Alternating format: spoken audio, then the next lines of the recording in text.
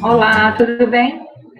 Vamos então dar continuidade às nossas ATPCs a respeito dos documentos oficiais da educação especial.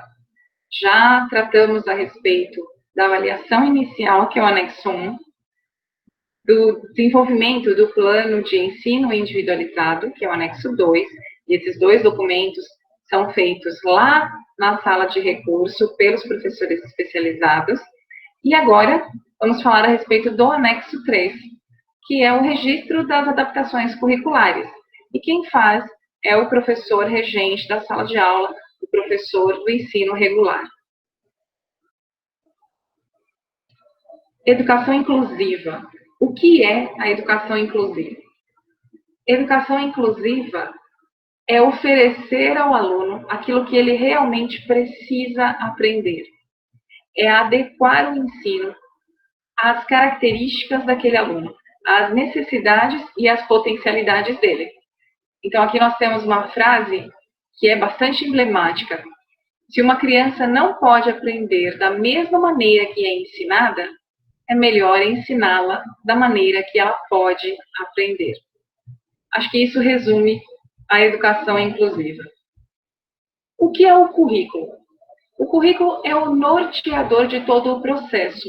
É o conjunto de conteúdos, é o conjunto de conhecimentos, é o conjunto de habilidades que devem ser trabalhadas em determinado momento da escolarização.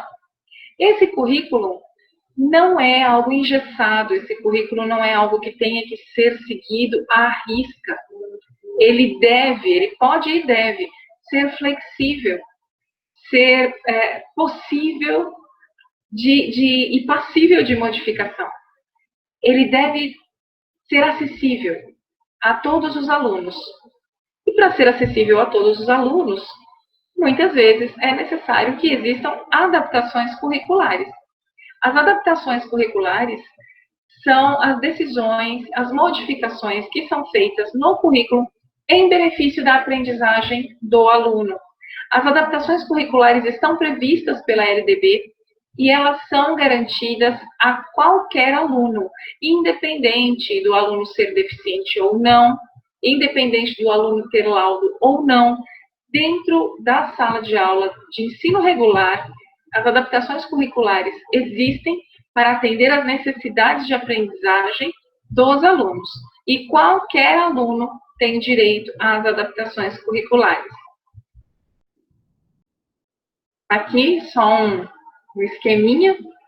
Adaptações curriculares. Quem é responsável por elas? É o professor regente da disciplina. Porque é ele que conhece a disciplina, é ele que conhece os objetivos fixados para aquele momento, para aquela faixa etária, para aquela série. Ele conhece as particularidades da disciplina. Mas ele vai trabalhar em conjunto com o professor da educação especial, no sentido de adequar as adaptações que serão feitas, que serão promovidas para esse aluno da educação especial. Então, juntam-se os conhecimentos, o professor regente com os conhecimentos da disciplina e o professor especializado com os conhecimentos a respeito daquela área de deficiência, com os conhecimentos técnicos a respeito de como viabilizar para aquele aluno determinado conteúdo. E quem tem direito às adaptações? Todos os alunos, todos, independente de laudo, independente de ter ou não uma deficiência, alunos que não têm deficiência alguma, mas que têm em algum momento uma dificuldade em algum conteúdo, em alguma habilidade, ele também tem direito às adaptações curriculares. Então, a adaptação é toda a possibilidade que existe em benefício da aprendizagem do aluno. O ensino só tem razão de existir quando é acessível ao aluno. Se o aluno aprende, então todo o trabalho tem sentido. Se o aluno não aprende, é preciso rever o que é possível fazer para que o aluno aprenda. Então aí entram as adaptações curriculares, ok? E como fazer isso? É a grande dúvida dos professores de sala de aula regular. Como fazer isso? Primeiro momento, observar e conhecer o aluno. Esse é um momento super importante e muitas vezes alguns professores não dão a devida importância porque tem pressa em providenciar as atividades, em saber o que fazer. Agora é o momento de conhecer o aluno. Não dá para se trabalhar com alguém que você não conhece. Não dá para planejar algo para alguém que você não conhece. Então, o primeiro momento é fundamental para que os outros sigam com sucesso. Então, primeira coisa, criar vínculo com o aluno, definir dificuldades e potencialidades, identificar quais são as dificuldades desse aluno e as potencialidades desse aluno. Partir, então, do que o aluno conhece em direção ao que ele ainda não conhece. Nosso ponto de partida, nossa ênfase sempre será na potencialidade desse aluno. Sempre na potencialidade. A potencialidade, aquilo que ele sabe fazer, é o alicerce para que eu construa novos conhecimentos. E eu preciso registrar as minhas observações. Então, o primeiro momento não é aquele de preocupação. Que atividade eu vou dar? Esse não é o objetivo nesse momento. O objetivo aqui é conhecer o aluno, identificar as dificuldades, identificar as potencialidades e traçar, então, a princípio, um início de um trabalho. Quando eu já tenho a impressão desse aluno, então é hora de coletar informações com a família, com a escola, com profissionais de área clínica, aquele retrato que eu já fiz do aluno, eu vou complementar com outras informações vindas de outros lugares, da família, da escola, né, professores anteriores, profissionais de área clínica, documentação, enfim. Eu acho importante, primeiro, que o professor, ele faça o retrato do aluno. Ele tem a sua impressão particular a respeito do aluno, para então depois enriquecer a sua impressão com as outras impressões. Eu acho que isso garante uma imparcialidade do professor, ele observando sozinho, em primeiro lugar, esse aluno, ele consegue enxergá-lo a partir dos seus próprios olhos. E quando nós temos informações a respeito de um aluno de outras fontes, antes de termos uma impressão a respeito dele, a nossa visão fica bastante comprometida porque estamos vendo com os olhos do outro. E eu acho que isso dificulta um pouco a nossa própria impressão a respeito. Então, eu acho importante que primeiro o professor conheça o aluno, depois ele acrescente informações a respeito desse aluno vindas de outras fontes. Terceiro momento, então, já conheci o aluno, já identifiquei algumas possibilidades, já identifiquei potencialidades, identifiquei dificuldades. Agora eu vou planejar e eu vou definir os objetivos para esse aluno. Lembrando que na educação especial, nós temos uma diferença entre o ensino funcional, as habilidades de aprendiz, as habilidades executivas, as habilidades de vida diária, aquelas que são necessárias à sobrevivência, aquelas que são prioritárias, imprescindíveis, necessárias à sobrevivência mesmo. E temos o ensino acadêmico, o ensino escolarizado, aqueles conteúdos que são característicos do processo de escolarização. Nós temos, então, essas duas vertentes. E quando eu conheço o meu aluno da educação especial, eu preciso verificar se a necessidade dele é funcional ou se é escolar. Quando se fala do ensino acadêmico, se pensa realmente no currículo escolar. Então, tudo aquilo que entra em língua portuguesa, matemática, ciências, história, geografia, enfim, todas as disciplinas. E quando se fala em ensino funcional, se pensa em habilidades da vida diária, no desenvolvimento para a vida diária, aquele desenvolvimento que permite a autonomia. Eu preciso definir qual é a necessidade primeira do meu aluno.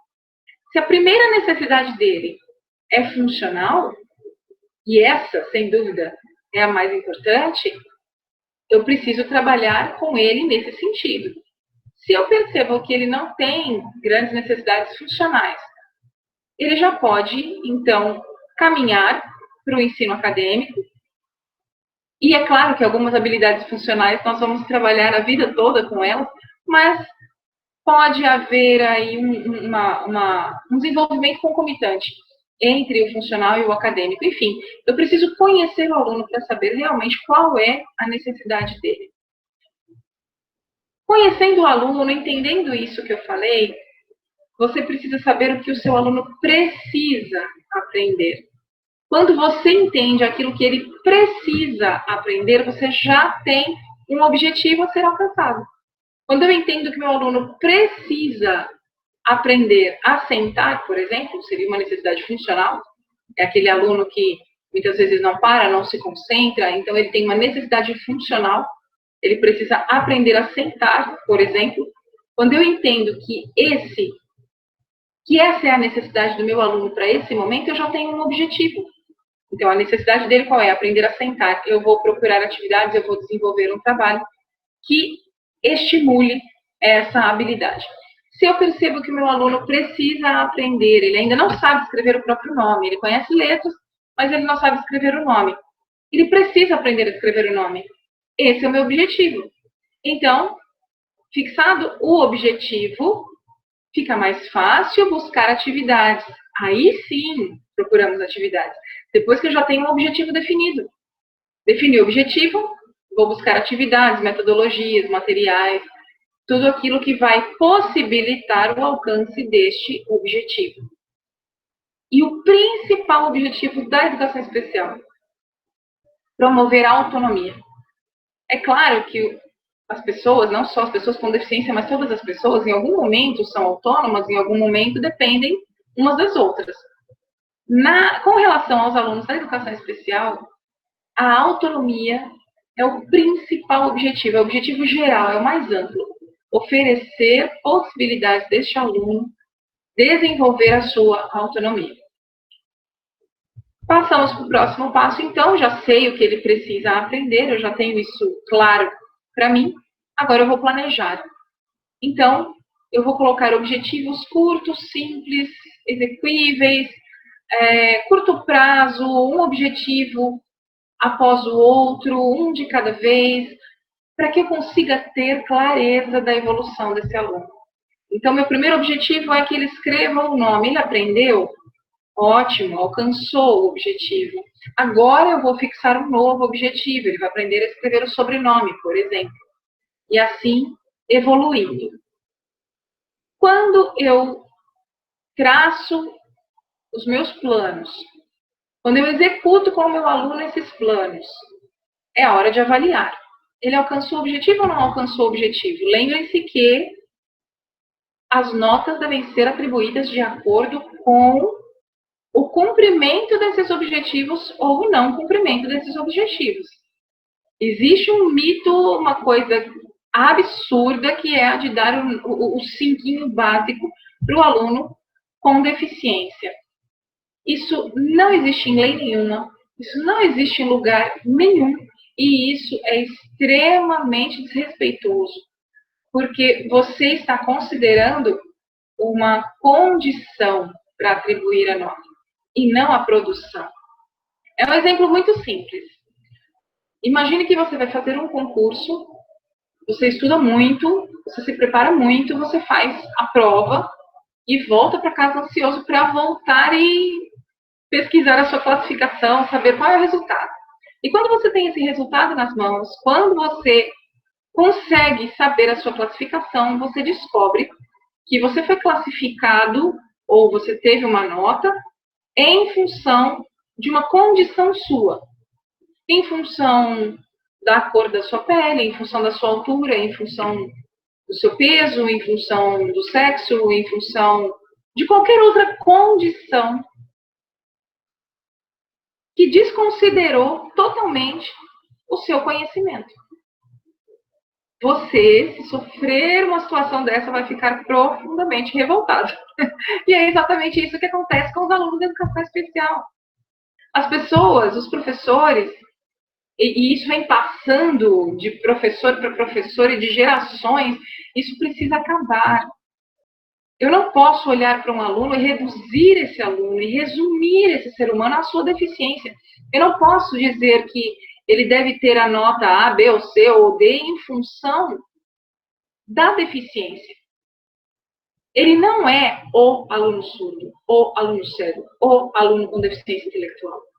Ele é uma pessoa que não se reduz a uma única característica.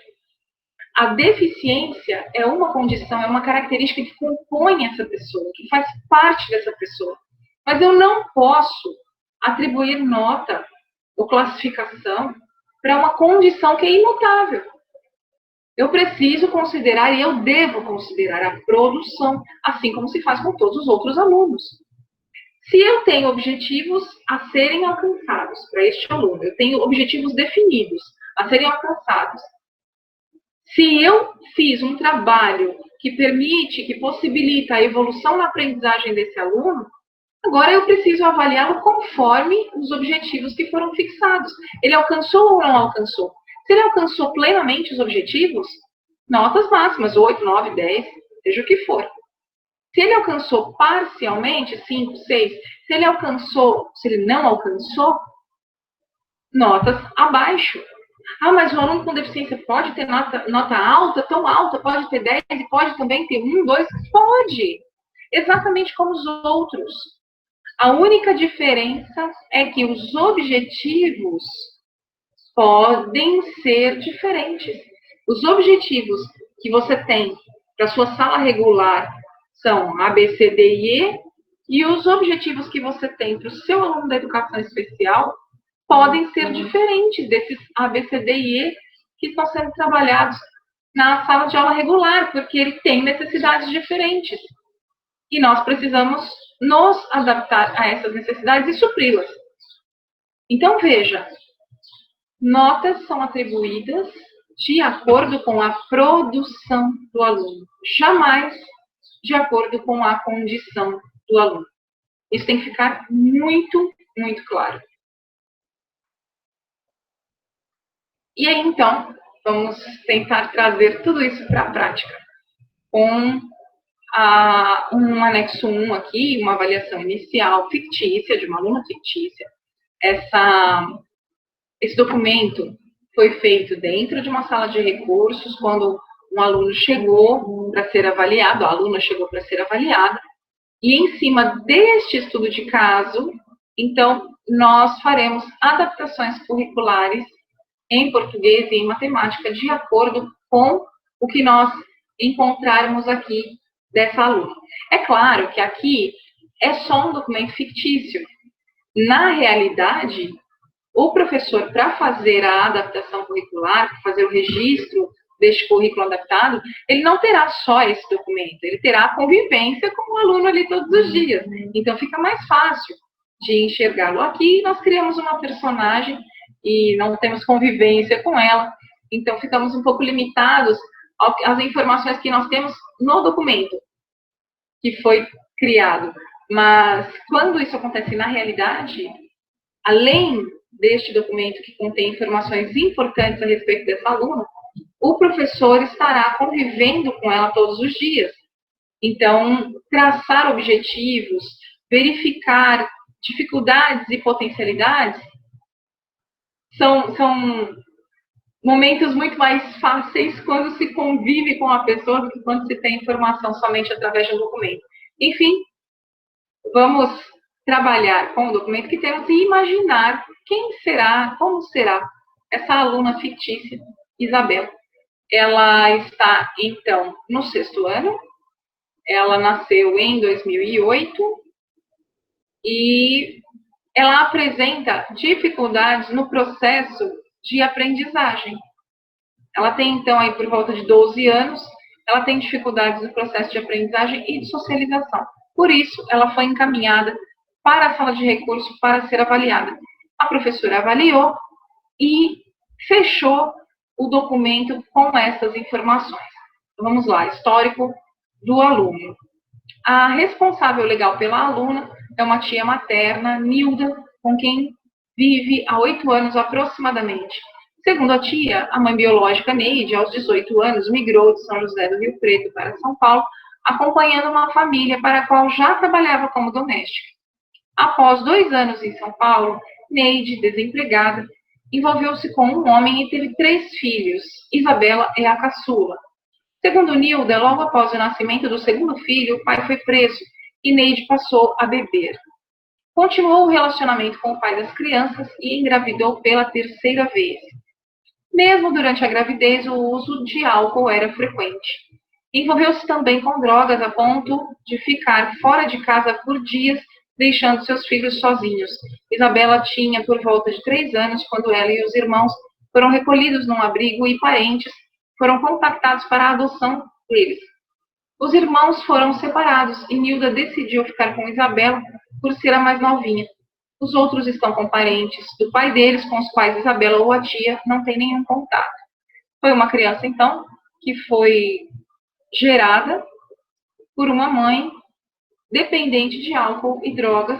Ela foi a 3ª filha e durante a gestação, isso é super importante, esse detalhe, talvez não seja um detalhe, mas uma condição bastante triste. Ela foi gerada por uma mãe dependente química. Nilda é casada, a tia, enfim, com quem a criança foi morar. Nilda é casada e tem 2 filhas mais velhas que Isabela.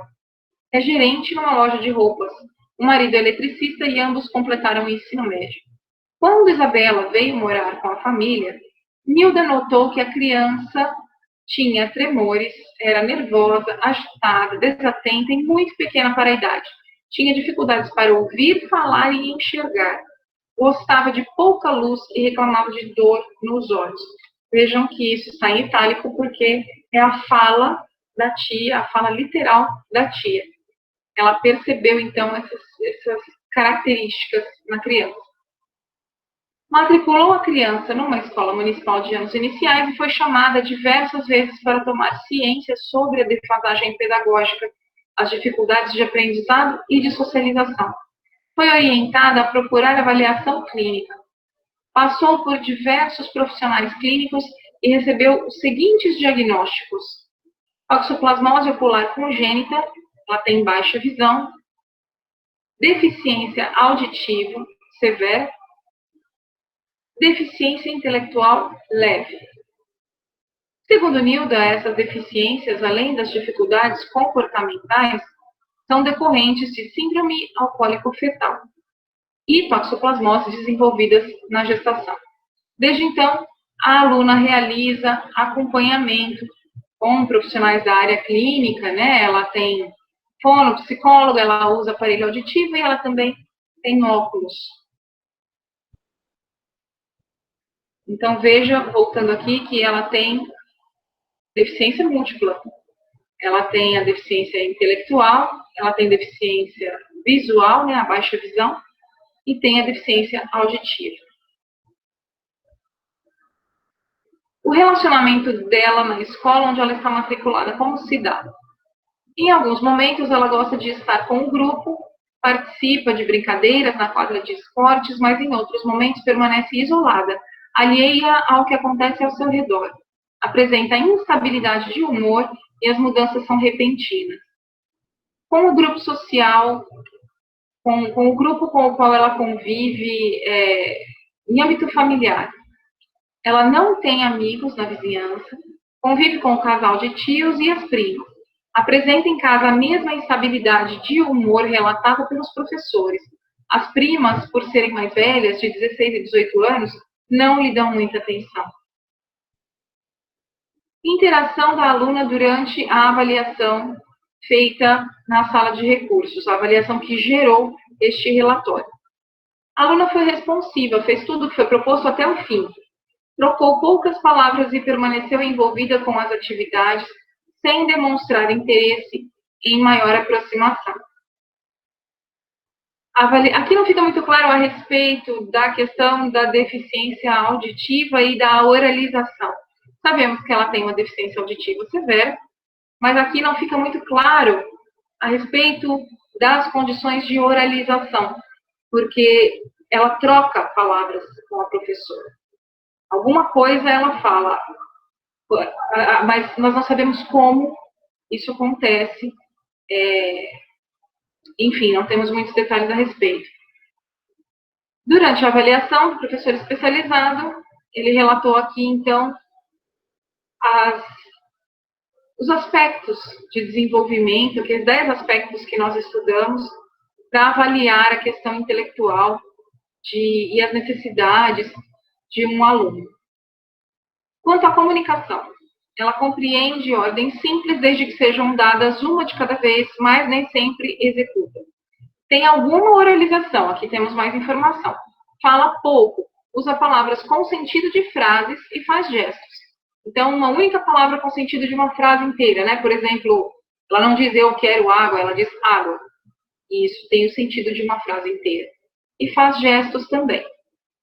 Às vezes, demora para responder quando solicitada. Dá a impressão de desatenção e apatia, muitas vezes, mas em outras, parece querer buscar as palavras para responder.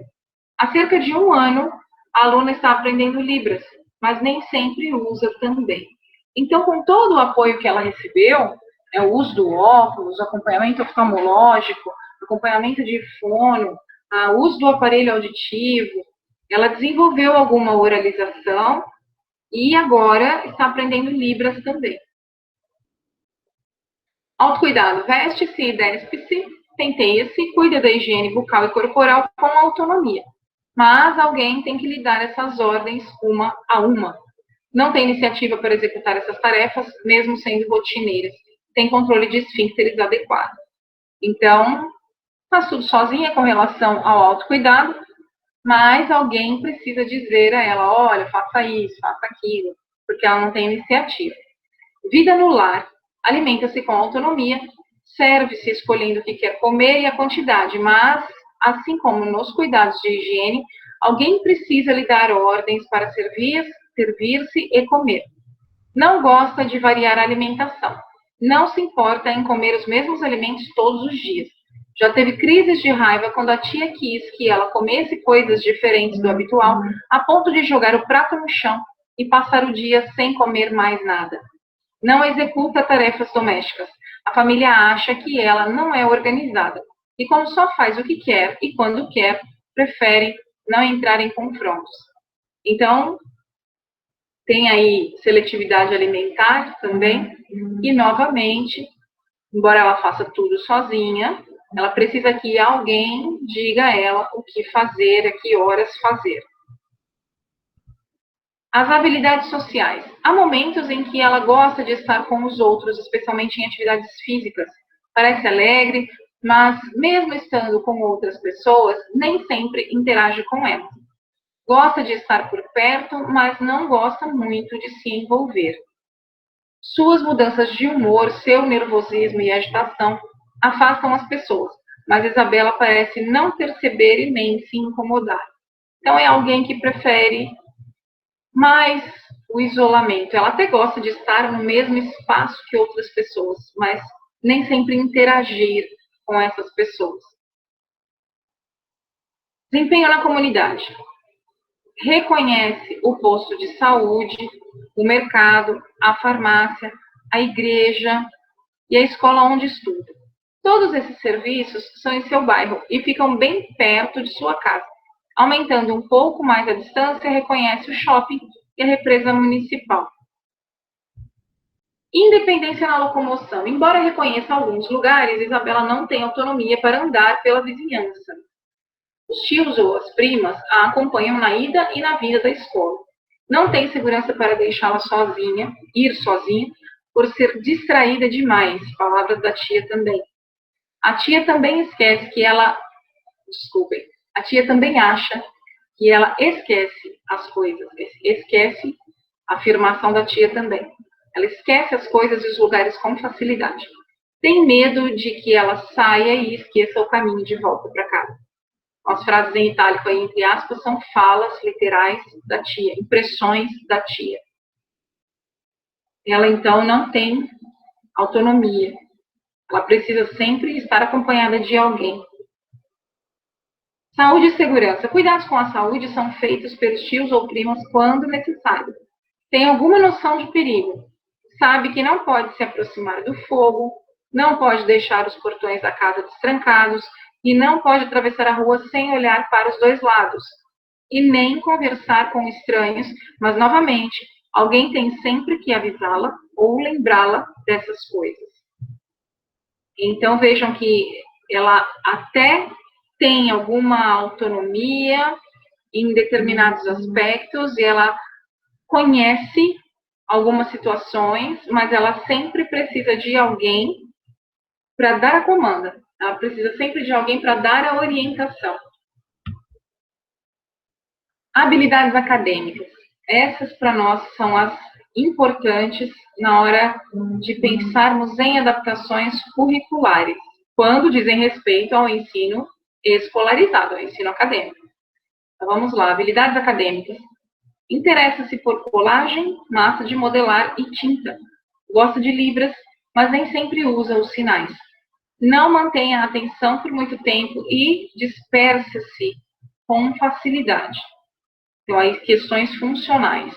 A atenção, a dispersão, essas questões, se não bem desenvolvidas ou em desenvolvimento, dificultarão bastante o desenvolvimento da escolarização, da aprendizagem acadêmica. Com a manipulação de material concreto, mantém o foco por algum tempo na realização da atividade, mas diante de alguma dificuldade, não apresenta autonomia ou iniciativa para tentar resolver utilizando-se de recursos próprios.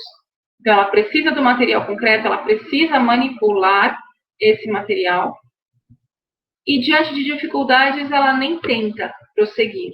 Ela não pede ajuda, ela não toma nenhuma decisão, ela não tem nenhuma atitude que nós possamos entender que ela está tentando resolver de alguma forma. Ela simplesmente deixa. Dispersa-se e desiste com facilidade. No entanto, quando um colega ou professor oferece ajuda, a aluna aceita e procura concluir a atividade. Veja, ela não tem a iniciativa de pedir ajuda, mas se alguém oferece, ela aceita novamente.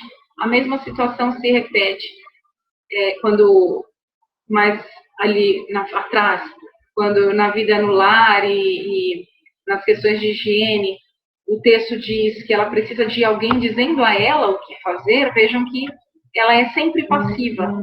As iniciativas partem sempre de alguém em direção a ela, orientando, nunca dela mesma. Ela tem uma posição realmente passiva em relação a essas questões. Aqui, ela compreende ordens simples, mas devem ser dadas uma a uma. É necessário que ela cumpra a primeira ordem para então receber a próxima. Apesar de compreender dessa forma, com a instabilidade de humor, apesar de compreender, nem sempre executa. Aqui tem um errozinho na digitação. Essa frase aqui, apesar de compreender dessa forma, desconsiderem. Aqui, vamos para o final. Com a instabilidade de humor, apesar de compreender, nem sempre executa. Então, desconsiderem essa frase aqui, apesar de compreender dessa forma. Ela ficou fora de contexto. Bom, desculpem. Ela, então, precisa que as ordens sejam dadas uma a uma. À medida em que ela cumpre uma, vem a segunda e ela cumpre também. Mas, com a instabilidade de humor, embora ela compreenda, nem sempre ela executa. E aí é a vontade dela. Ela é dependente de colegas e professores para executar a maior parte das atividades propostas em sala de aula. Com a dispersão, poucas vezes atinge os objetivos. Novamente, uma habilidade de aprendiz, né? Uma necessidade funcional aqui. Ela precisa manter o foco e ela não mantém. Então, realmente, sem manter o foco, sem manter a atenção, ela vai ter uma dificuldade de aprendizagem muito maior. Consegue desenhar com o dedo e tinta em papel grande uma figura humana definindo cabeça, tronco, membros e acrescenta detalhes como rosto e cabelos. Então, a figura do corpo humano, ela consegue definir em cada uma das suas partes. Quanto ao equilíbrio e coordenação, consegue andar numa linha, pular num pé só, dançar, mas tem dificuldades com a coordenação motora fina quando precisa escrever ou recortar. Também aqui uma necessidade, uma habilidade de aprendiz, o desenvolvimento da coordenação motora fina. Quanto às percepções sensoriais, a predominância é pelo tato, sem dúvida, porque ela tem baixa visão e uma deficiência auditiva também. Sabe identificar e distinguir sabores e cheiros, sem dúvida. Ela precisa, ela usa muito mais esses outros sentidos, porque a visão e a audição, embora ela tenha uma baixa acuidade. E aí aqui ela tem usado muito mais o tato, o olfato, o paladar, e quanto mais se usa, mais se aprimora. Então, ela consegue identificar e distinguir sabores e cheiros. Em sala de aula, manifestou repulsa ao sentir e identificar o cheiro de água sanitária que estava sendo utilizada para a limpeza da área externa. Em conversas na sala de aula, já manifestou preferência por alimentos doces. Tem dificuldades com a sequência de meses do ano, mas sabe dizer em que ano estamos e os dias da semana. Às vezes, tem dificuldade de localizar uma informação relacionada ao passado, por exemplo. Entende o significado de em cima, embaixo, dentro, fora, mas não consegue definir direita e esquerda. Consegue desenvolver atividades individuais, como dança, ou exercícios físicos com movimentos amplos. Em atividades que exijam aprimoramento da coordenação motora fina, apresenta maior dificuldade. Tem dificuldades com sequências lógicas, sequência e coerência de fatos e ordenação e conclusão de ideias. Sabe escrever o seu nome completo, identifica as letras do alfabeto e lê sílabas simples. Gosta de grandes ilustrações com cores contrastantes. Reconhece e conta mecanicamente, inclusive em libras, até 50, mas não relaciona algarismo e quantidade. Tem dificuldades em ordená-los numa reta numérica. Compreende o conceito de classificação, conjunto, agrupamento. Faz operações simples de adição com o apoio de material concreto e orientação do professor. Então, a intervenção de alguém é praticamente constante para que ela desenvolva alguma atividade. Ela precisa o tempo todo que alguém conduza o seu raciocínio, que alguém conduza as suas ações, para que ela conclua, então, alguma atividade. Lazer. Ela gosta de trabalhar com tintas, massa de modelar, ajudar a tia a fazer bolos e doces na cozinha. Trabalho. Isabela não desenvolve atividade remunerada, mas entende que é com o trabalho que se compram as coisas. Disse a tia que gostaria de fazer doces para vender. E aí, então, nós vamos concluindo, a professora, né, no caso, na sala de recursos, concluiu a respeito dessa aluna o quê? Relembrando aqui quais foram as 10 habilidades do comportamento adaptativo que foram avaliadas. Comunicação, autocuidado, vida no lar, habilidades sociais, desempenho na comunidade, independência na locomoção, saúde e segurança, habilidades acadêmicas funcionais, lazer e trabalho. Tudo isso foi avaliado e a conclusão da professora da sala de recursos é que o aluno, a aluna, apresenta comprometimento nessas habilidades: comunicação, habilidades sociais, desempenho na comunidade, independência na locomoção, saúde e segurança, habilidades acadêmicas funcionais e lazer. Então, ela apresenta algum nível de comprometimento em todas essas habilidades, e aqui ela foi avaliada com o instrumento anexo 1 para deficiência intelectual. Aqui nós não trouxemos, mas ela ainda precisa ser avaliada através dos instrumentos, das avaliações funcionais para a deficiência auditiva e para a deficiência visual. Aqui, esse instrumento, esse anexo 1, é para o aluno com deficiência intelectual, mas ela tem 3 deficiências. Então, ela precisará também ser avaliada com relação à funcionalidade dela, tanto na questão visual quanto na questão auditiva. Então, aqui a professora da sala de recursos que avaliou sugere 2 aulas 3 vezes por semana lá na sala de recursos para deficiência múltipla. Nós aqui em Rio Preto não temos essa sala para deficiência múltipla, mas ela existe e ela trata deste aluno que tem mais de uma deficiência. Então, ela precisa realmente de um trabalho bastante técnico e bastante amplo, porque ela atende variadas deficiências numa única pessoa. E essa sala de deficiência múltipla, embora aqui em Rio Preto nós não tenhamos, ela existe. Enfim, temos agora o retrato da Isabela. Imagine que ela está no 6º ano e que ela precisa acompanhar as aulas do 6º ano. Obviamente que ela não vai conseguir acompanhar, ela não vai conseguir cumprir com todas as expectativas que o 6º ano coloca para ela. Ela não vai conseguir cumprir todos os objetivos fixados no currículo para o 6º ano. Então, aqui eu trouxe só um exemplo, em português e matemática, do currículo paulista, das habilidades de matemática e de língua portuguesa, né, de linguagens, na verdade, previstas para o 6º ano no currículo paulista. Então, aqui a primeira habilidade é a área de linguagens, ela une língua portuguesa e demais linguagens artísticas, e ela coloca a seguinte habilidade a ser desenvolvida: identificar em texto dramático personagem, ato, cena, fala, indicações cênicas e a organização do texto, enredo, conflitos, ideias principais, pontos de vista, universos de referência. Então, aqui são vários os objetivos dentro dessa habilidade para o 6º ano. Ela precisa identificar todos os aspectos que formam um texto dramático. E a organização desse texto também. Ela vai, a partir, né? Ela vai entender esses objetivos todos, o aluno do 6º ano, a partir da reconstrução da textualidade.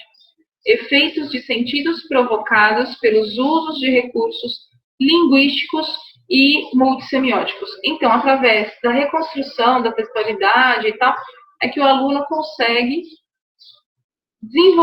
começar a desenvolver essa habilidade e alcançar estes objetivos. Pensando na Isabela, ela tem condições de trabalhar com estes mesmos objetivos? Se fosse uma aluna com deficiências, mas mesmo assim tivesse condições de atender, de alcançar os mesmos objetivos, não haveria necessidade de adaptação curricular. Nem sempre o aluno precisa de adaptação curricular. As adaptações são feitas quando ele necessita.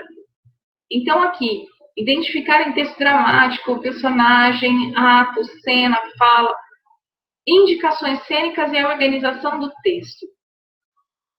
Eu preciso identificar as indicações cênicas e a organização do texto dentro de um texto dramático, a partir da reconstrução desse texto. Será que a Isabela tem condições de fazer isso? Eu, pessoalmente, acredito que ainda não. Ela precisa desenvolver outras habilidades que são anteriores a essa. Vocês lembram que ela precisa de orientação a cada ação, uma orientação anterior a cada ação.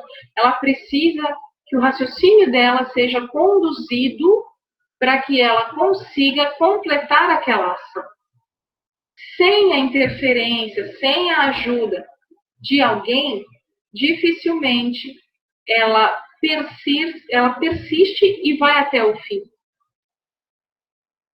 E aqui, para que ela organize os aspectos do texto, Vocês se lembram também que nas habilidades acadêmicas ela tem dificuldade com a sequência lógica, com a coerência, com a sequência dos fatos. E isso vai dificultar muito que ela desenvolva essa habilidade aqui. Então, talvez aqui, nesse momento, realmente eu tenha que recuar e propor a ela um trabalho anterior, com habilidades anteriores, habilidades de atenção, organização, sequência lógica, para que ela posteriormente consiga fazer esse trabalho. Então, eu acredito que aqui haja necessidade do recuo da expectativa. Então, aqui haverá necessidade de uma adaptação curricular. Porque é isso aqui que o currículo estabelece. E ela não vai conseguir fazer aquilo que o currículo estabelece. Então, eu preciso recuar. Deu para entender? A adaptação curricular é feita a partir do currículo. Ele é o norteador. Então, eu preciso saber o que esperar, o que está traçado neste currículo, para saber se ela corresponde ou não. Aqui, eu identifico que ela precisa trabalhar habilidades anteriores, para que em algum momento ela consiga chegar a essa habilidade aqui. Então, se eu identifico que essa habilidade ela não consegue e eu preciso fazer alguma modificação, é o momento de registrar a minha adaptação curricular. Aí, outro exemplo aqui em matemática, uma outra habilidade. Solucionar e propor problemas que envolvam cálculos mentais ou escritos, exatos ou aproximados, com números naturais, por meio de estratégias pessoais, com compreensão dos processos neles envolvidos. Aqui também tem um errinho também, para separar da palavra. Com e sem uso de calculadora.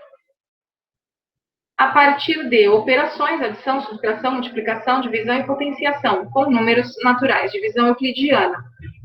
Então, veja, aqui ela precisa criar formas e estratégias pessoais para compreender alguns processos matemáticos e executar. Ela precisa criar estratégias pessoais. Ela precisa apresentar qual é a estratégia que ela usa para chegar a determinado fim. Se ela só consegue contar até 50 mecanicamente, se ela até faz alguma coisa relacionada à adição, mas com material concreto e com a intervenção do professor, será que ela consegue alcançar essa habilidade nesse momento ou será necessário o recuo e a adaptação curricular? Se lá no texto, na avaliação dela, diz que ela tem dificuldades com sequência lógica, que ela tem dificuldades, ela conta mecanicamente, ela não relaciona algarismo e quantidade, ela não tem iniciativa própria, ela depende sempre da orientação de um professor, ela depende sempre da condução de outra pessoa. Eu acredito que ela também não consiga, ela não consegue desenvolver essa habilidade agora. Ela precisa trabalhar habilidades anteriores. Quais? As mesmas, talvez, aqui relacionadas à área de linguagem. Então, atenção, concentração, iniciativa, raciocínio lógico, sequenciação, organização, enfim. Aqui, no caso da matemática, ela precisa entender que números, algarismos, que ela conta, representam quantidades, tem um sentido real para aquela contagem que ela faz mecânica. Aqui diz, por meio de estratégias pessoais, se ela nem toma iniciativa para coisas mais simples, aqui ela provavelmente vai começar as atividades, os exercícios, não vai entender e vai simplesmente desistir. Então, eu preciso sim fazer adaptações curriculares e trabalhar habilidades anteriores ao que exige essa habilidade, esse aspecto aqui do currículo paulista. Então, já que eu tenho que fazer adaptações, eu vou usar esse documento aqui ficou fora a diagramação não ficou boa, né? Mas esse brasão aqui, ele fica aqui do lado do timbre. Eu tenho esse documento, que é o anexo 3. É o documento em que o professor da sala regular vai registrar a sua adaptação curricular. Ele sempre será usado? Não. Somente quando houver a necessidade de uma adaptação curricular. Há necessidade de modificação no currículo? Há. Então, eu vou registrar. Não há. O aluno consegue acompanhar com os outros e atende, e ele consegue alcançar, talvez, os mesmos objetivos. De repente, eu preciso fazer só uma modificação nas estratégias, nas metodologias, mas ele consegue. Então, eu preciso registrar a adaptação curricular? Nem sempre. Não existe uma receita, não existe uma frequência. Eu tenho que adaptar, então eu tenho que registrar tudo que eu faço com esse aluno? Não. Somente aquilo que é diferente do que está proposto no currículo, ok? E aí o professor vai colocar aqui a data em que ele pretende trabalhar com estes objetivos para este aluno, para a Isabela. Claro que esse período tem que considerar as condições da Isabela. Existem alunos que aprendem em uma semana determinado conteúdo, desenvolvem uma habilidade muito rápido, em questão de poucos dias. Mas existem alunos que levam meses. Então, eu preciso aqui verificar e colocar um prazo, estimar um prazo, em que essa aluna tenha condições de produzir algum resultado. Aqui vou fazer a identificação da aluna, só o preenchimento. Aqui estou falando como se fosse professora de sala de aula regular, ok? Não é a professora da sala de recursos que vai fazer isso. É a professora ou professor da sala de aula regular. E aqueles alunos que são acompanhados por auxiliares, professores auxiliares, os professores auxiliares são muito importantes aqui nesse momento. Eles trabalham em parceria com os professores regentes. Descrição. Então, expectativa de aprendizagem trabalhada na aula. Na aula significa os alunos de forma geral. Aí vamos voltar um pouquinho, então, voltei demais. Vamos voltar aqui os slides até aquele quadro das expectativas. Então, aqui eu tenho essas expectativas. Com relação à língua portuguesa, né, e linguagens de uma forma geral, e com relação à matemática. Aqui, mais adiante, eu preciso definir o que eu devo trabalhar, qual a expectativa, o que os alunos da minha sala precisam saber, o que eles precisam aprender a partir do que está definido aqui. Então, eu vou colocar lá que o meu aluno precisa identificar a organização do texto, fazer as indicações cênicas, enfim, mais ou menos o que está aqui. Claro que não tudo, porque aqui é uma habilidade muito grande e você pode subdividir na hora de fazer os registros, e que isso será feito através de uma reconstrução de textualidade. Então, eu vou colocar isso aqui. Essa é a expectativa geral para os meus alunos. Eu coloco isso aqui. E qual é a expectativa para o aluno com deficiência intelectual? Aqui estamos pensando somente na deficiência intelectual dela, mas isso aqui também vale para a deficiência visual e para a deficiência auditiva. Para eu fixar objetivos para ela, porque ela não consegue cumprir esses aqui, eu preciso considerar todas as especificidades. Além de ser deficiente intelectual, ela tem baixa visão e tem deficiência auditiva também.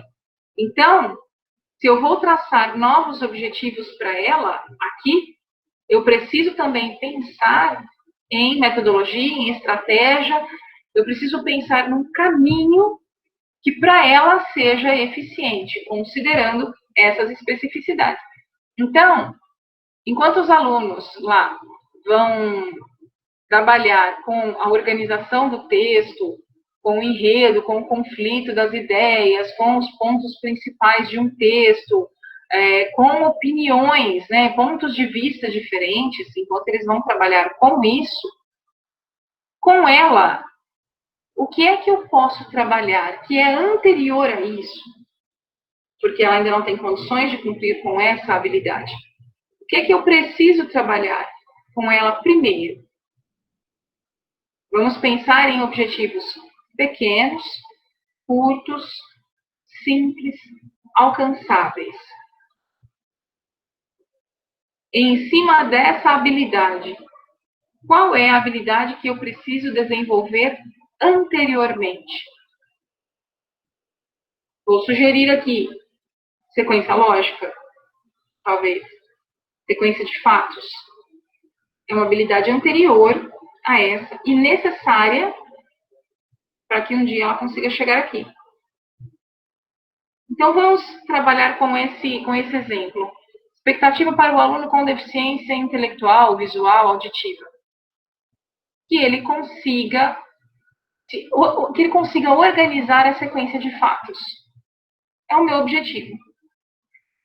E aí eu vou pensar em estratégias para ele. Aqui, voltando ao objetivo geral da sala de aula, que é lá a identificação, a organização do texto, enfim, em cima deste texto aqui, eu vou estabelecer estratégias para que os alunos regulares alcancem aqueles objetivos. E aqui, eu fixei aqui um outro objetivo para a minha aluna com deficiência intelectual. Então, aqui eu vou fixar outras estratégias para ela também. Eventualmente, você pode ter objetivos diferentes entre sala regular, né, alunos regulares e alunos da educação especial. Eventualmente, você pode ter, então, objetivos diferentes e atividades, estratégias diferentes. Em alguns momentos, você pode ter objetivos iguais e estratégias diferentes. Em alguns momentos, você pode ter objetivos diferentes e aí, talvez, estratégias mais ou menos parecidas. Enfim, não tem uma receita, nem tudo precisa ser modificado o tempo todo. Só aquilo que realmente é necessário. Aquilo que é necessário para que o aluno alcance o objetivo fixado para ele. Então, aqui, por exemplo, quais estratégias e atividades eu vou utilizar para o meu aluno com deficiência intelectual? Lembrando que o meu objetivo é trabalhar com ele sequência de fatos. Então, quais estratégias eu posso utilizar para trabalhar aqui com ele? Lembrando que ela é deficiente auditiva e visual também. Então, aqui eu posso propor, por exemplo, aqueles jogos de sequência lógica com formas, primeiro, começando dos mais simples, aqueles que são formas geométricas, para que ela coloque na sequência. Então, eu faço uma sequência com blocos, bloquinhos de madeira com cores contrastantes e grandes. Pouca luz também para ela, porque ela tem fotofobia. Ela reclama, né, de dor nos olhos, ela deve ter máculas também na vista, aquelas manchas escuras na vista. E ela precisa procurar, então, a melhor posição para enxergar. Então, ela precisa se posicionar de forma que as máculas que ela tem na vista, nos olhos, a permitam enxergar pelas áreas que não estão maculadas. Eu preciso pensar em tudo isso. Eu acredito que uma sequência, por exemplo, começando do mais simples, uma sequência com blocos de madeira, eu faço uma sequência com estes blocos e ela precisa repetir essa sequência. Depois ela deve fazer a mesma sequência sem o exemplo da minha sequência. Então, eu coloco lá, círculo, quadrado, triângulo, retângulo. E aí ela coloca embaixo, círculo, quadrado, triângulo, retângulo. E ela repete isso várias vezes até o momento em que eu tiro o meu exemplo, em que eu misturo as peças e peço para que ela faça a mesma sequência. Então, aí eu estou trabalhando a memória, eu estou trabalhando uma série de percepções e estou trabalhando também a sequência. Ainda não são fatos, mas é um exercício de sequência. Ela conseguiu fazer isso, ok, eu posso evoluir, então, dentro do mesmo objetivo, com estratégias um pouco mais elaboradas. Aí, em algum momento, eu posso usar aquelas figuras de sequência lógica.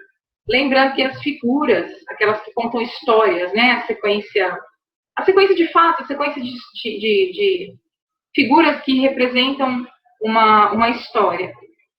Lembrando que eu vou ter que usar figuras grandes, com cores contrastantes, ela precisa estar em ambiente com pouca luz.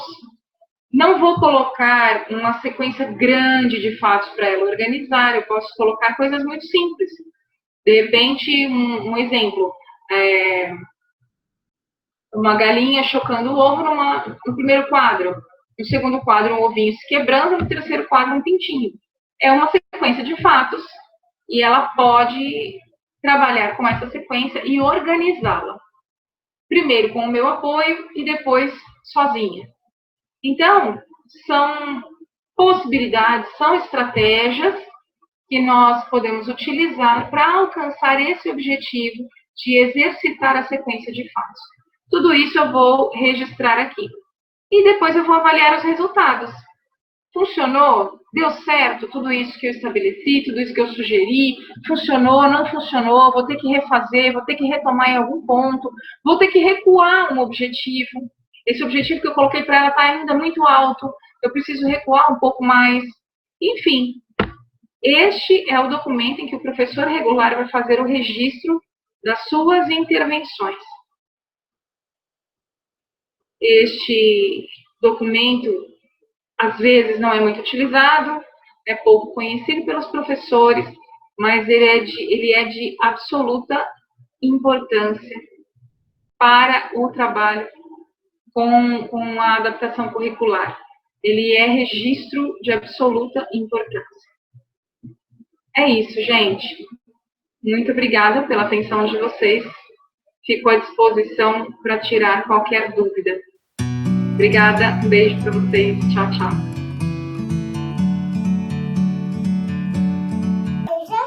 Inscreva-se no nosso canal. Um beijo!